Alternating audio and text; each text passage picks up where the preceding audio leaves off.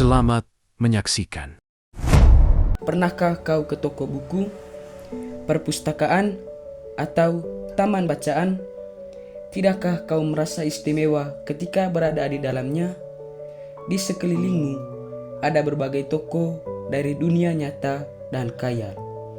Tempat yang pernah kau kunjungi dan yang belum. Informasi dan cerita dari masa lalu, masa kini, dan masa depan. Semua berpadu, semua berada dalam genggamanmu. Saat berada di antara buku, tidakkah kau merasa menjadi raja dan ratu? Ruang dan waktu seolah menyatu tanpa batas. Kau bisa terbang, melintasi sekat negara, dan melewati berbagai zaman. Kau bisa menyelam ke dalam samudra, melayang di angkasa, bercanda dengan aneka satwa, dan berkelana di tengah padatnya kota, juga di rimba raya. Kau tahu, buku adalah jendela dunia, kunci pengetahuan, dan pintu wawasan. Muhammad Hatta, sang proklamator, berkata, "Aku rela dipenjara asalkan bersama buku, karena dengan buku aku bebas." Melalui buku, manusia terbebas dari ketidaktahuan. Tempat-tempat yang dipenuhi buku adalah harapan berkembangnya pengetahuan dan wawasan.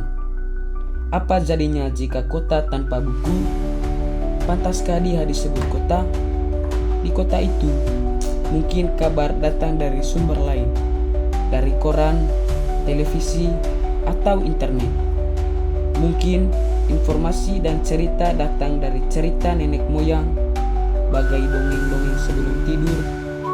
Irama warganya pun tiada beda. Bangun pagi, bertebaran di muka bumi untuk berbagai keperluan, untuk kembali pulang siang atau sore harinya. Setelah itu, mereka berangkat tidur dan mulai lagi hari berikutnya. Semua serupa. Di kota itu mungkin ada bangunan bernama perpustakaan. Di dalamnya, buku-buku berderet dalam rak yang tak terjemah. Tiada tangan meraih dan membuka halaman demi halaman dengan sukacita. Mungkin juga ada tumpukan buku di sudut-sudut sekolah yang sepi dan berdebu. Jarang dikunjungi, jarang dibaca. Buku-buku di sana teronggok tanpa nyawa. Bagaimana dengan kotamu?